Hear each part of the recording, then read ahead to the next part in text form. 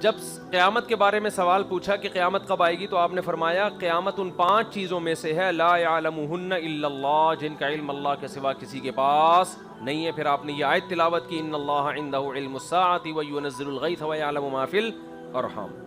تو یہ الفاظ بھی ہیں۔ اچھا، اس میں جو میں نے علمی نقطے آپ کو بیان کیے ہیں نا، امتحان میں جب بھی کوئی اس طرح کی چیز آئے گی آپ کو نمبر وار سارے پوائنٹ لکھنے پڑیں گے، تو ان میں ایک اہم پوائنٹ یہ بھی ہے کہ اس سے ہمیں پتہ چلتا ہے کہ تعلیم کا جو نیچرل طریقہ ہے وہ یہ ہے کہ ایک ماحول بنایا جائے۔ دیکھو آپ صلی اللہ علیہ وسلم صحابہ کو بٹھا کے ویسے ہی سمجھا دیتے کہ اسلام اسے کہتے ہیں، ایمان اسے کہتے ہیں، احسان اسے کہتے ہیں، اور قیامت کی یہ علامتیں ہیں۔ کیا خیال ہے؟ لیکن اللہ نے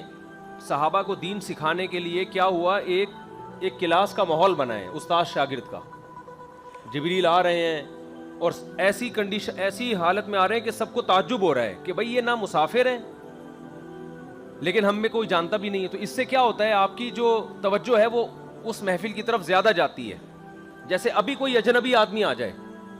جو اس کلاس کا بھی نہ ہو، مدرسے کا بھی نہ ہو، مثال کے طور پر ایک عجیب سے لباس میں آ جائے، پینٹ شرٹ میں آئے اور کیپ پہنی ہوئی ہے، کالا چشمہ لگا ہوا ہے، آ کے سوال پوچھے، وہ جو سوال پوچھے گا اور ہم جو جواب دیں گے آپ کے ذہن میں ہمیشہ کے لیے بیٹھ جائے گا، کیونکہ ایک آپ سب کی توجہ اس کی طرف چلی جائے گی، یہ بندہ کون ہے؟ نہیں آ رہی بات میرا خیال ہے۔ تو یہ جو اللہ نے سکھانے کے لیے حضرت جبریل کو بھیجا، وہ آپ کے سامنے آ کے طالب علم کی حیثیت سے بیٹھے، اس کو ایک یوں کہہ سکتے ہیں کہ آج کے دور میں جو ورک شاپس ہوتی ہیں نا مختلف فنون اور ہنر سکھانے کے لیے، یہ اس کی ایک بہترین مثال ہے۔ یہ چھوٹی سی ایک ورک شاپ ہوئی ہے، سمجھ رہے ہو؟ ہم کیا کہتے ہیں کہ بس پڑھانے کا ایک ہی طریقہ ہے، بچے کو سامنے بٹھاؤ اور پڑھاتے چلے جاؤ، پڑھاتے چلے، وہ بور ہونا شروع ہوتا ہے 2-3 دن میں، پھر بھول جاتا ہے۔ جیسے ہمارے مدرسوں میں کیا ہوتا ہے، جب کالج سے، یونیورسٹیوں سے اور گھروں سے لڑکے آتے ہیں، شروع میں بڑا جذبہ ہوتا ہے، معلم بنیں گے، مفتی بنیں گے، دین کی خدمت کریں گے، ہم دنیا میں آئے ہی اسی لیے۔ تو پہلا دن گزرتا ہے، صبح اتنے بجے کلاس شروع ہوئی، پھر دوپہر دوسرا گھنٹہ، تیسرا گھنٹہ، چوتھا گھنٹہ، پھر چھٹا گھنٹہ، پھر 7واں گھنٹہ، اس کے بعد نماز پڑھنے گئے، پھر قیلولہ کیا، پھر سو کے اٹھے، اس کے بعد واش روم میں گئے، واش روم سے آئے، چائے وائے لگائی، پھر تکرار کے لیے بیٹھ گئے، پھر عصر کے بعد بیٹھ گئے وہاں پہ، سموسے کھا لیے، چائے پی لی، پھر مغرب کے بعد بیٹھ گئے، پھر 2 دن، 3 دن، 4 دن، 5 دن، 6 دن، 8 دن، جب یہی ترتیب چلتی ہے تو بھول جاتے ہیں کہ ہم مدرسے میں آئے کیوں تھے، یہ کتاب کس موضوع پر ہے، کیوں پڑھائی جا رہی ہے، مقصد کیا ہے۔ اور 2-4 سال کے بعد دنیا میں آنے کا مقصد ہی بھول چکے ہوتے ہیں کہ ہم یہاں آئے، تو سمجھتے ہیں وہ ایسے ہی آئے، بس یہی ہے زندگی ہے، اٹھو صبح اور واش روم کے آگے لائن لگا کے صبح کھڑے ہو جاؤ، بازوں کا پاجامہ کندھے پہ لٹکا ہوا ہوتا ہے اور وہ انتظار کر رہے ہوتے ہیں اگلا نکلے گا تو ہم جائیں گے، وہ دیر سے نکلے جلدی نکلے، اس سے صحت پہ کوئی فرق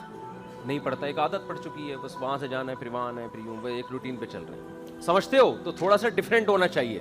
آپ صلی اللہ علیہ وسلم صحابہ کو مجلس میں بٹھا کے بھی سمجھاتے، تو اللہ نے ایک الگ سے ماحول بھی قائم کیا، اور بہت ساری حدیثوں میں آپ کو یہ مضمون نظر آئے گا کہ سوال جواب کا ایک باقاعدہ سیشن بنایا گیا ہے۔ جیسے وہ جو حدیث میں آتا ہے، ایک صحابی نبی کے پاس ہے، یا رسول اللہ ایسی عورت سے نکاح کرنا چاہتا ہوں جو بانجھ بھی ہے اور جو مالدار بھی ہے اور خوبصورت بھی ہے اور صاحب نسب بھی ہے لیکن بانجھ ہے، تو آپ نے فرمایا نہیں، پھر وہ دوبارہ آئے، پھر فرمایا نہیں، پھر وہ 30 دفعہ آئے، پھر فرمایا نہیں۔ دیکھو نبی ویسے ہی لوگوں کو بتا دیتے ہیں، ویسے ہی لوگوں کو بتا دیتے بھئی ایسی عورت سے نکاح کرو جس کی اولاد کثرت سے ہو، لیکن وہ بات ذہن میں اس طرح سے بیٹھتی نہیں۔ ایک ماحول بنایا گیا، اللہ کی طرف سے انتظام ہوا کہ ایک صحابی کو ایک ایسی عورت کا رشتہ پیش آیا جس میں 3 کوالٹی ہیں جو عام طور پر ایک ہی عورت میں جمع نہیں ہوتی، مالدار بھی ہو ایک عورت، خوبصورت بھی ہو اور صاحب نسب بھی ہو، ایسا مارکیٹ میں ہوتا نہیں ہے، صرف ایک فالٹ ہے کہ بانجھ ہے۔ اور پھر صحابی کو جب منع کیا گیا ہے تو صحابہ تو ایک دفعہ منع کرنے سے رک جاتے تھے، پھر بھی نہیں رکے، پھر دوبارہ آ رہے ہیں، پھر تیسری دفعہ آ رہے ہیں۔ تو یہ باقاعدہ ایک پراپر ورک شاپ قائم کی گئی ہے، ایک ماحول بنایا گیا ہے۔ ان پورے پروسیس سے گزرنے کے بعد نبی نے جب تیسری دفعہ ان کو منع کیا اور پھر فرمایا تزوجوا الودود الولود فانی مباہی بکم الامم، ایسی عورت سے نکاح کرو جو کثرت سے بچے جنے، اس کی خوبصورتی کو چھوڑ دو ایک طرف، اس کے نسب اور دولت کو چھوڑ دو، بہت بڑا فالٹ ہے اولاد نہیں دے رہی، تو میں تو یہ چاہتا ہوں کہ ایسی عورت سے نکاح کرو جو 1-2 نہیں اولاد کثرت سے دے، سمجھتے ہو؟ تو یہ جو الفاظ آپ نے کہے ہیں نا آخر میں، یہ پورا جب آپ پورا منظر دیکھتے ہیں تو پھر زبان نبوت سے جو یہ الفاظ آخر میں نکلے اس کی قدر آپ کے دل میں بیٹھے گی کہ اسلام،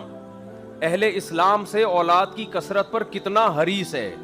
سمجھتے ہو؟ تو یہ آپ کو دور نبوت میں ملے گا۔ تو اسی وجہ سے ہم کہتے ہیں کہ اسلام دین فطرت ہے، تو اس میں جو ایجوکیشن اور تعلیم کا سسٹم ہے وہ بھی کیا ہے؟ نیچرل ہے. جبکہ آج ہمارے ہاں جو ایجوکیشن کے جو سسٹم اسکولوں میں اور مختلف جگہوں پہ جو رائج ہو گئے ہیں وہ نیچرل نہیں ہے, اس میں تکلف ہے, بوریت ہے, اس میں.